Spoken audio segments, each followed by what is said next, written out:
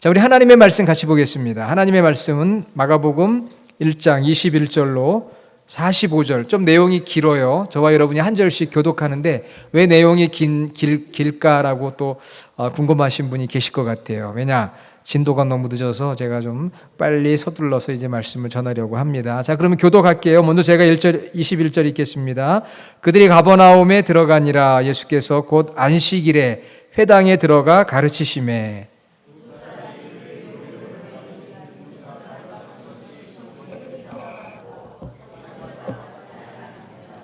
마침 그들의 회당에 더러운 귀신 들린 사람이 있어 소리질러 이르되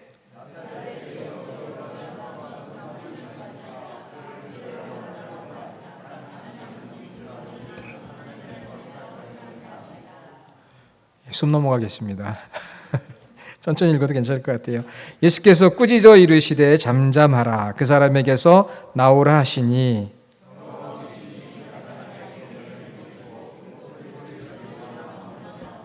다 놀라 서로 물어 이르되 이는 어찌미냐. 권세 있는 새 교훈이로다. 더러운 귀신들에게 명한즉 순종하는도다 하더라. 회당에서 나와 곧 야고보와 요한과 함께 시몬과 안드레의 집에 들어가시니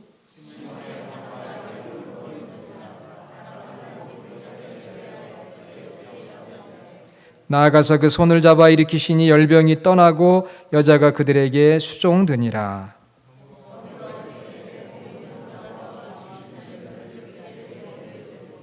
온 동네가 그 문 앞에 모였더라.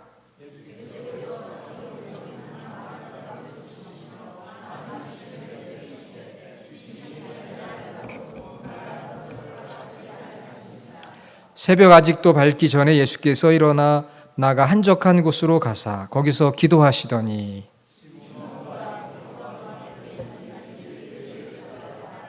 만나서 이르되 모든 사람이 주를 찾나이다.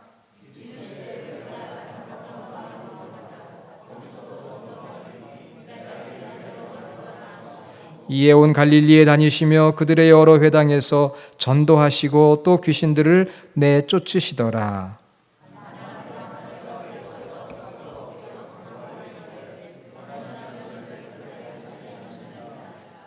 예수께서 불쌍히 여기사 손을 내밀어 그에게 대시며 이르시되 내가 원하노니 깨끗함을 받으라 하시니 곧 보내시며 엄히 경고하사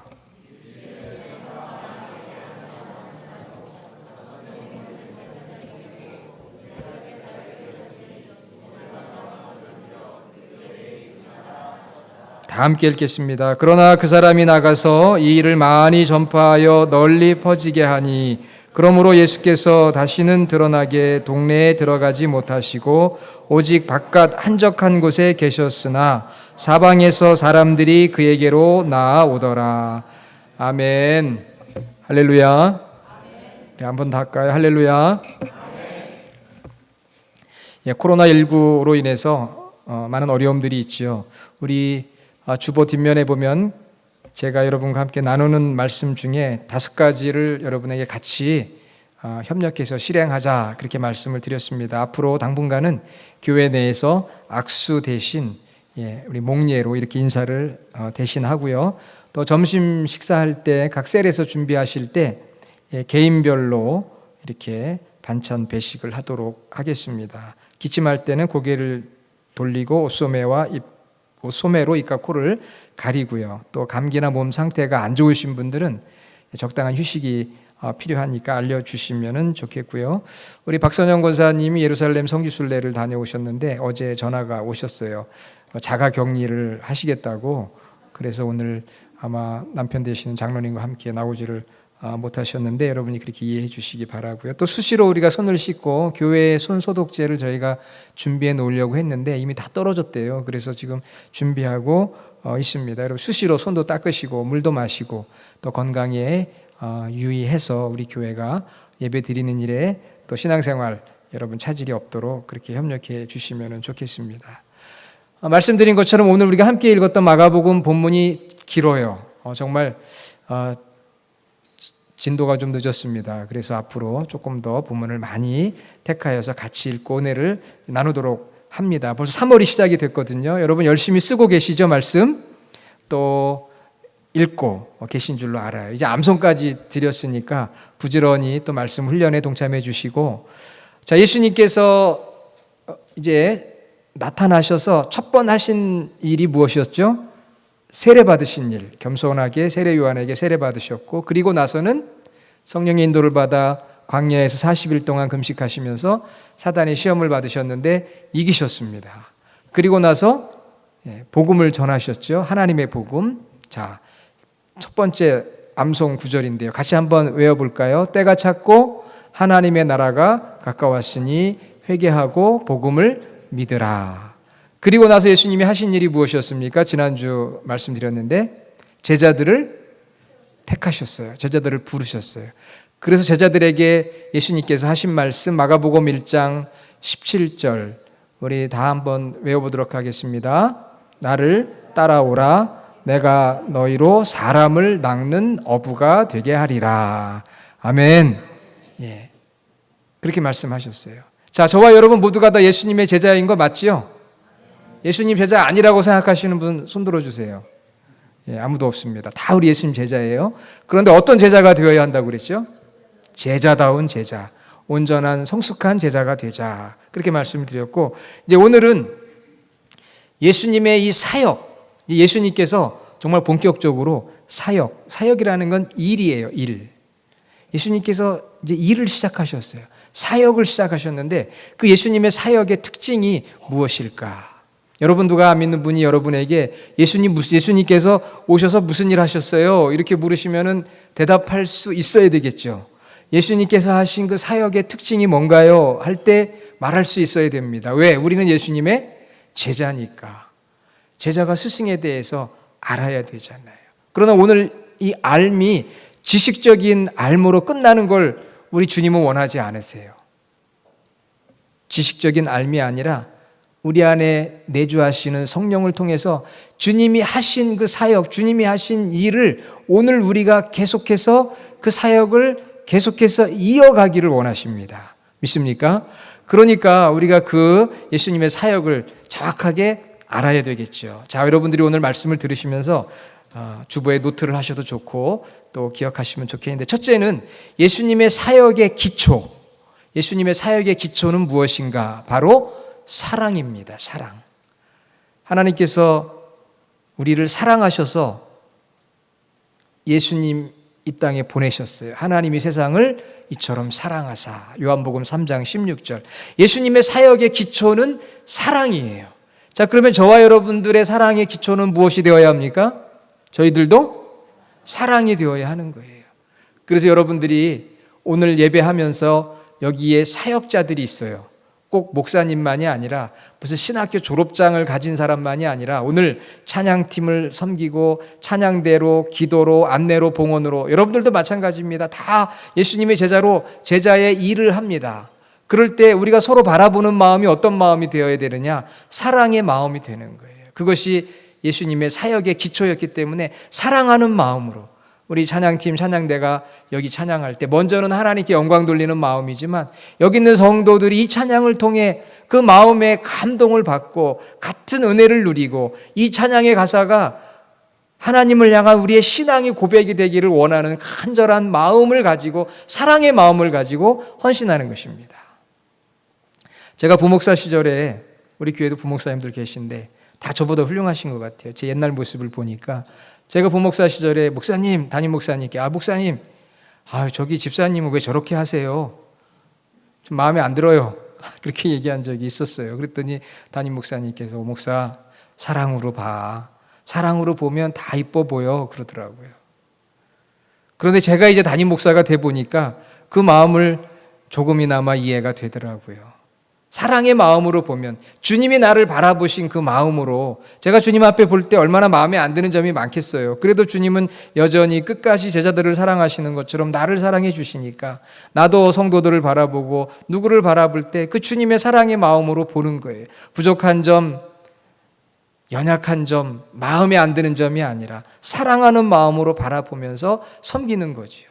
우리가 음식을 준비해도 이 음식을 먹고 우리 교회 성도들이 건강해졌으면 좋겠다 하는 사랑의 마음으로 봉사하는 것이고요. 안내하면서 주보를 나누어 주어도, 기도를 해도, 찬양으로 섬겨도, 보이지 않는 곳에 애쓰고 수고하는 모든 사역이 내가 받은 주님의 사랑 때문에 그 사랑을 나누는 사랑으로 감당하는 사랑이 되어야 할 줄로 믿습니다. 오늘 말씀 41절에 보니까 예수님께서 나병 환자, 얼마나 불쌍해요. 요즘으로 말하면 정말 자가 격리된 나병 환자예요. 사람들과 접촉할 수가 없어요. 그런데 불쌍히 여기셔서 41절 한번 스크린 한번 보여주실래요? 예수께서 불쌍히 여기사 손을 내밀어 누구에게? 나병 환자에게 깨끗함을 받으라. 여기서 불쌍히 여긴다고 하는 그 원어 헬라어의 뜻은 창자가 아프고 쓰리다는 거예요. 그 영혼의 상태를 바라보며 너무나 안타까운 마음을 가지고 깊은 동정심으로 함께 고통을 느끼며 긍휼히 여기는 마음으로, 당시의 율법은 나병 환자에게 접근하거나 손을 대는 것을 강하게 금지시켰어요. 그런데 예수님은 그 영혼을 바라볼 때 너무나도 안타깝고 불쌍하니까 깊은 사랑을 가지고 율법의 조항을 초월해서 그에게 손을 대어 낫도록 하셨다고 하는 것입니다. 사랑의 터치인 거죠, 터치. 오늘 저희들은 이 코로나 바이러스 때문에 많이 터치를 못할 수도 있어요. 과거에는 했지만 지금은 좀 터치하지 말라고 하잖아요. 그러니까 어떻게 해야 됩니까? 우리가 손으로 터치할 수는 없지만 기도해주고 마음으로 전해주고, 우리 카톡도 있잖아요. 사랑을 나눠주는, 그것이 바로 터치라고 하는 거예요. 사랑은 터치입니다. 그것이 손의 터치를 넘어서서 마음과 말과 태도의 터치가 있어야 돼요.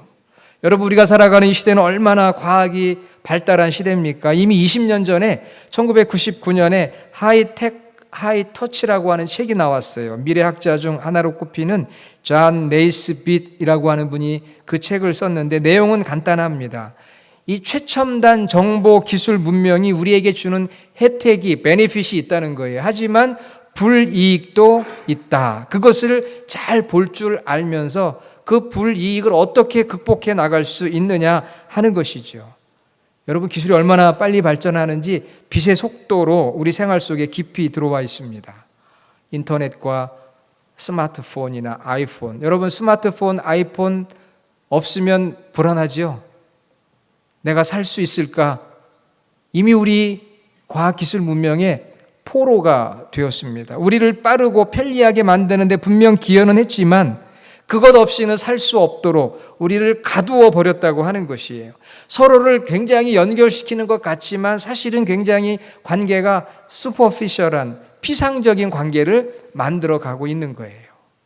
그래서 이 하이테크놀로지로 인한 그러한 부정적인 면을 어떻게 치유해 나갈 수 있느냐? 그것은 바로 무엇입니까? 하이터치. 하이터치. 터치는 바로 사랑인 거예요. 사랑을 통해서 이 현대 과학기술 문명 속에서 우리 인간들이 소외되어 가고 있는데 사랑으로 회복시키는 거예요.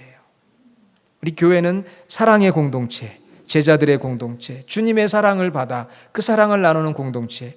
예수님의 사역의 기초는 바로 불쌍히 여기는 마음, 영혼을 살리고자 하는 그 마음이 저와 여러분의 사역의 기초가 되어질 수 있기를 간절히 주님의 이름으로 축원합니다. 자, 두 번째는 예수님의 사역의 파워, 예수님의 사역의 능력은 무엇일까요? 따라해 봅시다. 기도. 여러분, 예수님께서 사역하실 때 예수님의 사역의 능력은 어디에 있었느냐? 기도에 있었습니다. 예수님을 찾는 사람들이 꽤 많았어요. 34절에 보니까 많은 사람들을 고치시고 많은 귀신을 내쫓으셨다. 여러분, 많은 사람들을 만나야 되고 많은 귀신들을 쫓아내야 되니까 얼마나 바쁘시겠어요. 분주합니다. 그런 가운데서 사랑의 열정을 잃지 않고 지치지 않고 내 삶과 사역을 힘있게 감당할 수 있도록 했던 비결, 그것이 바로 기도에 있었습니다. 여러분, 바쁘시죠? 얼마나 바쁩니까? 바쁘다, 분주하다고 하죠. 저도 꽤 바쁜 것 같아요. 자, 사람들을 보니까 어떤 사람은 무사분주, 일은 없는데 바빠요. 여러분 중에도 그런 분들 계신가요? 하는 일이 없이 바쁘다. 우리 그런 말 많이 하죠. 하는 일은 별로 없는 것 같은데 바쁘다. 어떤 사람은 다사분주, 정말 일이 많아서 바쁜 분들, 예수님이 그러셨잖아요. 많은 사람들 만나서 사역을 해야 되니까. 그리고 저는 보니까 동서분주, 제가 붙였어요. 동서분주, 이스트 웨스트. 저희 집이 이쪽에서는 웨스트거든요. 그러니까 웨스트 이스트 왔다 갔다 하느라고, 또 성도들이 저희 교회가 이제 통합이 돼가지고 성도들의 사는 그 지역 분포가 굉장히 넓어요. 그렇죠? 그러다 보니까 여기저기 왔다 갔다 하다 보면 바빠요. 전 동서분주다 그렇게 생각했어요. 자, 바쁘니까 힘들잖아요. 어떻게 감당해야 됩니까? 하늘의 능력을 우리가 과학적인 표현으로 쓰면 다운로드를 받아야 되는 거예요. 여러분 인터넷 다운로드 파일도 다운로드 받고 음악도 받고 뭐 영화도 받고 그렇듯이 하나님의 능력을 내가 다운로드를 받으려면 그것이 바로 기도를 통해 이루어지는 것이거든요. 할 일이 많기 때문에 더 기도해야 되는 거예요. 바쁘니까 우리 기도 못한다고 하잖아요. 그런데 오히려 예수님은 바쁘니까 더 기도했다고 하는 것이죠. 나는 할 일이 너무 많기 때문에 하루에 2시간 이상 기도하지 않으면 안 된다고 했던 분이 마르틴 루터고 존 웨슬리고 유명한 기도의 사람들이에요. 사역하면서 어떤 여집사님이 저에게 그렇게 질문해요. 목사님, 저는 정말 기도할 시간이 없습니다. 아침에 일어나서 남편 챙기랴, 자녀들 챙기랴, 그리고 또 일하러 나가야죠. 갔다 와서 또 밥해야죠. 자녀들 챙겨야죠. 남편 챙겨야죠.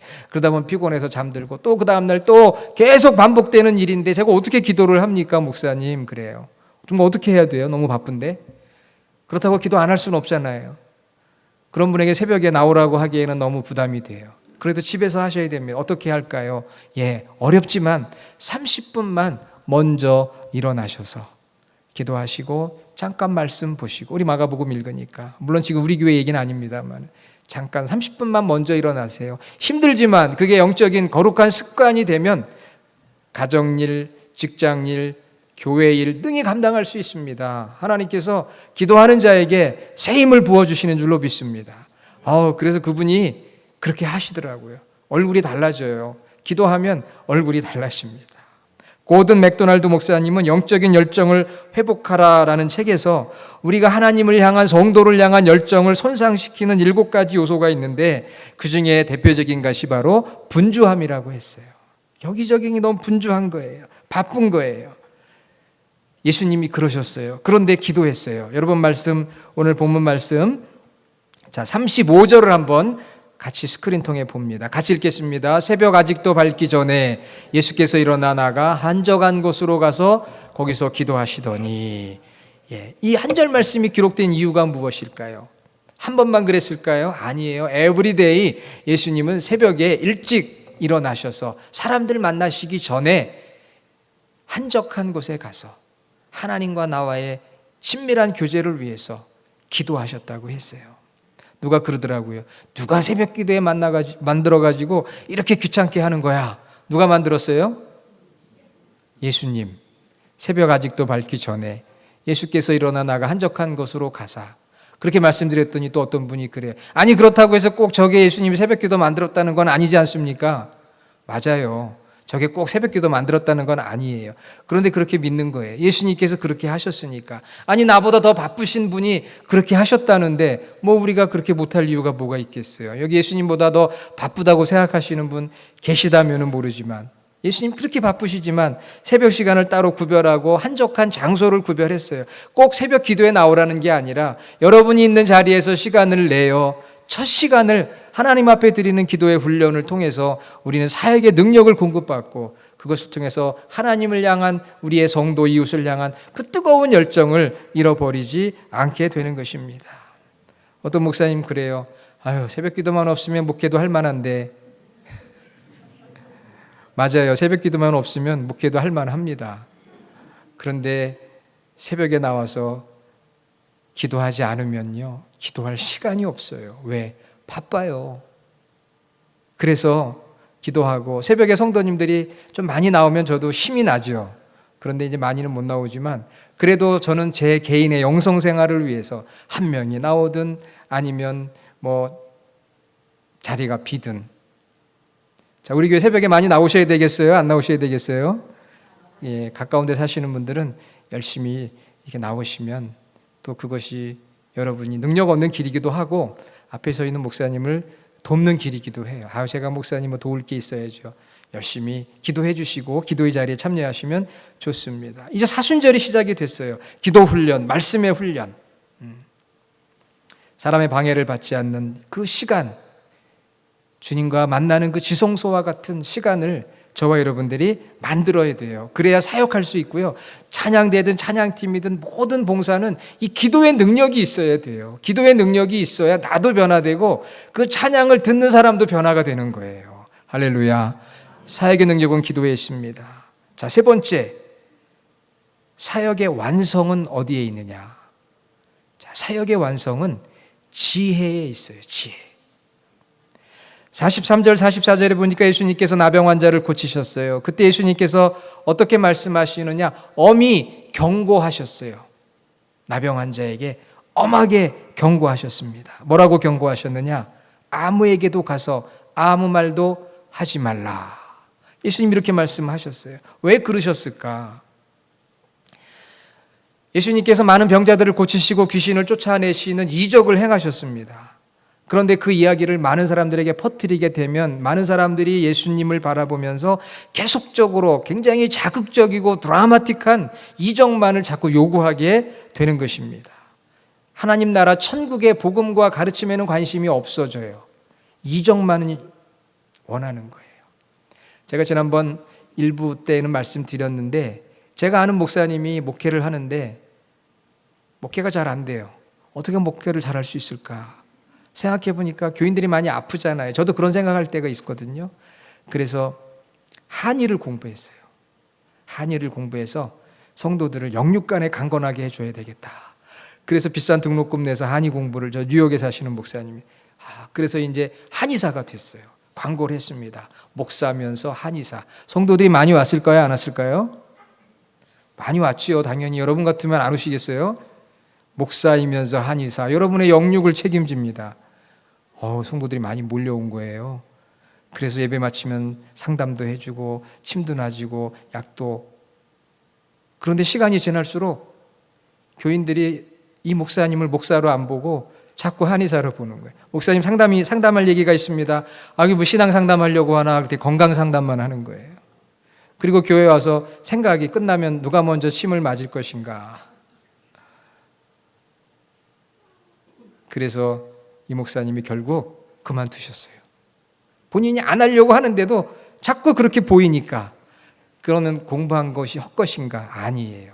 선교지로 가셨어요. 선교지에 가시니까 너무 필요한 거예요. 그래서 지금 제가 말씀 안 드리지만 아주 선교를 잘하고 계세요. 이 한의를 가지고.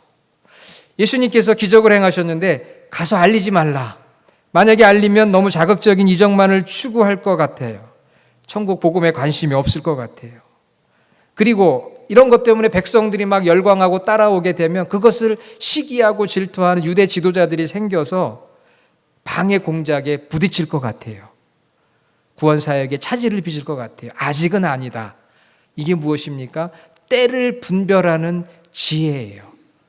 예수님 마지막 십자가를 지실 때도 하나님의 때를 잘 분별해서 그 길을 가시게 되었던 것입니다.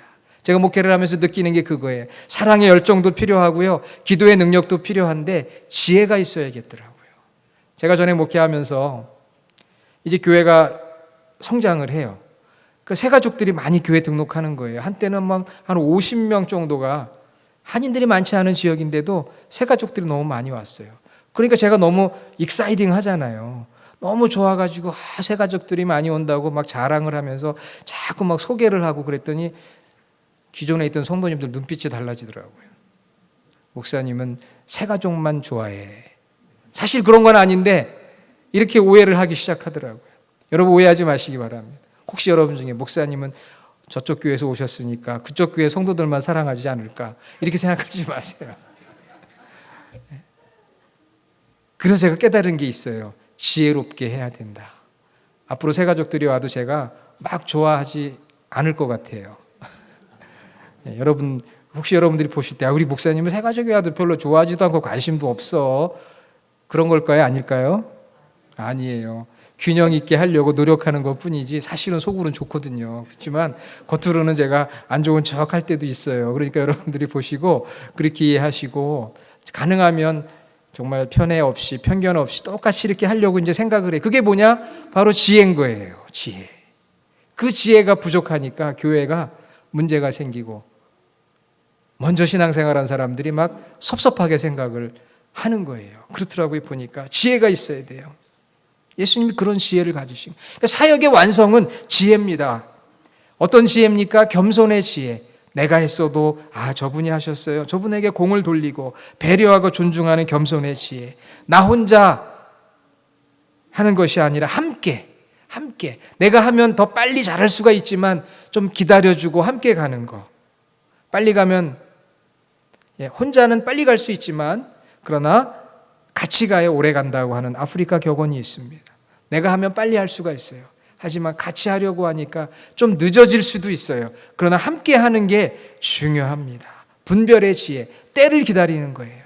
어떤 때는 너무 제가 앞서갈 때도 있었어요. 원래 제가 그렇게 앞서가는 스타일이 아닌데도 어느 순간 나도 모르게 앞서가다 보니까 따라오지 못하는 성도님들이 왜 목사님이 그렇게 앞서가시고 먼저 하시냐고. 이거는 성도들이 다 때가 되면 할 건데 그런 또 이야기를 들을 때도 있었어요. 그래서 그런 것들을 경험 삼아 성숙해지는 목회의 단계에서 이 겸손이라고 하는 것이 결국은 사역의 완성이구나 이런 생각을 저도 하게 됐는데 오늘 말씀 읽으면서 예수님한테 배우는 거예요. 우리가 교만하면 다른 사람의 시기와 질투를 받게 됩니다. 혼자 하려고 해도 마찬가지예요. 그래서 같이 하는 것입니다. 겸손히 협력하고 때를 기다리는 거예요. 우리 캘리포니아 바다에 가면 태평양 바다가 있잖아요. 밀물이 있고 썰물이 있어요. 들어올 때가 있고 나갈 때가 있어요. 성도들도 마찬가지예요. 들어올 때가 있고 나갈 때가 있고 교회는 다 그래요. 다 때가 있습니다. 너무 조급해하지 말고 서두르지 말고 지혜롭게. 밀물이 들어올 때는 막 너무 좋다가도 썰물이 생기면 낙심하잖아요. 그럴 필요가 없어요. 또 밀물이 들어오게 되어 있는 것입니다. 기다리는 지혜가 필요해요. 뒷모습이 아름답고 뭔가 여운이 있는 목회자도 다 때를 분별할 수 있어야 되고 교회 모든 성도들과 잘 협력하고 겸손해야 되듯이 교회 지도자들에게는 이 지혜가 필요합니다. 그것이 예수님의 사역이었어요. 사역의 완성은 어디에 있습니까?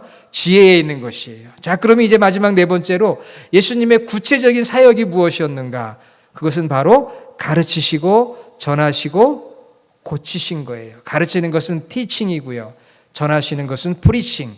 고치시는 것은 힐링입니다. 예수님의 3대 사역이라고 이야기해요. 21절에 보니까 어떻게 되어 있습니까? 예수님께서 안식일에 회당에 들어가 가르치셨다.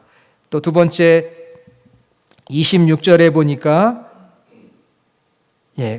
교훈 그리고 더러운 귀신 들린 자를 쫓아 고치시고 31절에 베드로의 장모의 병을 고치시고 34절에 각종 병든 사람을 고치셨다. 39절에 보니까 여러 회당에서 전도하시고 42절 고치시고 계속 반복되는 내용이 뭐냐? 가르치시고 전하시고 고치셨다.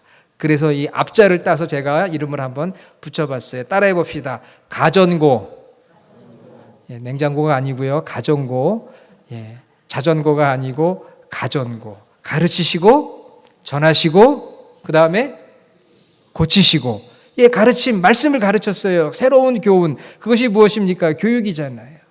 가르치시고 마가복음 말씀을 통해서 가르치시고 그 다음에는 전하시고 프리칭, 예배가 될 수 있고 선교, 전도, 프로클레이밍, 전도, 고치셨다, 힐링, 그 사람의 육신의 질병도 예수님 고치셨어요. 여러분 질병 가운데 있습니까? 고치시는 주님을 의지하고 주님 앞에 간구하시기를 바랍니다. 내 마음의 상처도 고쳐주세요. 마음의 질병, 육신의 질병, 고치시는 치유, 그것이 무엇입니까? 섬김의 사역이잖아요. 그 사람을 섬겨주는 사역. 그런 예수님의 사역으로부터 우리 교회의 사역도 나온 것이에요. 그래서 예수님의 사역은 가전고, 가르치시고 말씀, 교육, 전도, 예배, 선교, 그리고 치유, 사랑, 섬김. 바로 예수님께서 우리 인간을 구원하시고 우리를 온전하게 만드시는 목표를 가지셨어요. 예수님께서 전합니다. 뭐라고 전하십니까? 회개하고 복음을 믿으라. 이게 하나님의 복음이잖아요.